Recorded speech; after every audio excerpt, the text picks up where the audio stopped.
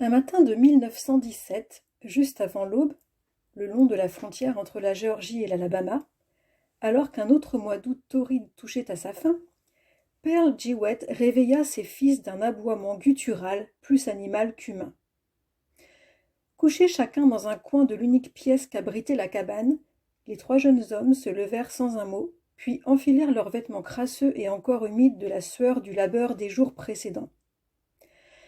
Un rat galeux et couvert de croûte détala le long du conduit de la cheminée en pierre, délogeant au passage des miettes de mortier qui dégringolèrent dans l'âtre froid. Le clair de lune qui filtrait par les interstices du mur de rondins s'étirait en fins rubans laiteux sur le sol de terre rouge. Ils se rassemblèrent au centre de la bicoque pour prendre le petit déjeuner, leurs têtes frôlant le plafond bas, puis Pearl distribua à chacun une insipide boulette de farine et d'eau, frite la veille au soir dans un reste de graisse. Ils ne mangeraient rien d'autre jusqu'au dîner, où leur serait servi dans des assiettes en fer blanc bosselé un morceau de viande, le porc malade tué au printemps, accompagné d'une purée de patates bouillies et de plantes sauvages qu'une main jamais propre aurait pioché dans une casserole jamais lavée.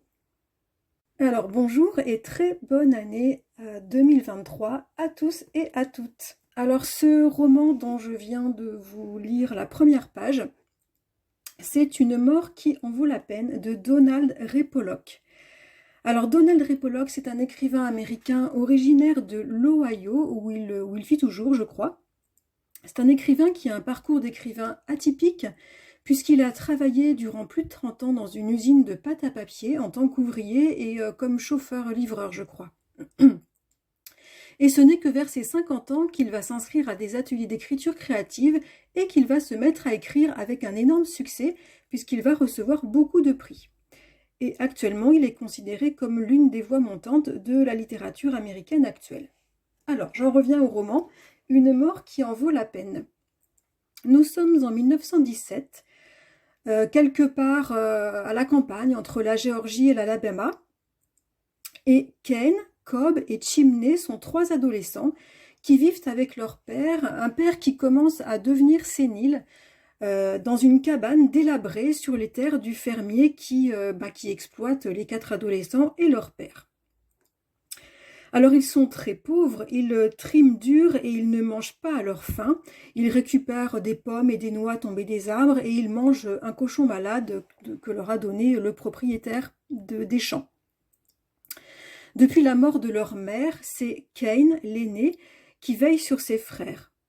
Alors les autres frères, Cobb est un peu attardé et Chimney, lui, est plutôt fougueux, il ne pense qu'au sexe, à la nourriture et à l'alcool. Kane, c'est le seul à savoir lire. Sa maman, avant de mourir, a eu le temps de lui enseigner la lecture. Alors depuis des années, il lit à ses frères le seul bouquin qu'il possède. C'est un roman de gare qui raconte les aventures d'un hors-la-loi devenu leur idole. Le jour où leur père meurt, dans des conditions absolument hilarantes, les trois frères décident de lever le camp. Ils dérobent des chevaux et des armes à leur patron et ils partent sur les routes en vue de braquer une banque et de vivre enfin leur vie comme leur modèle dans le roman qu'ils ont toujours lu. Mais tout ne va pas se passer comme prévu. Et en quelques semaines, ils deviennent les hors-la-loi les plus recherchés et craints de tous les États-Unis, des hors-la-loi sur lesquels la population projette ses pires fantasmes.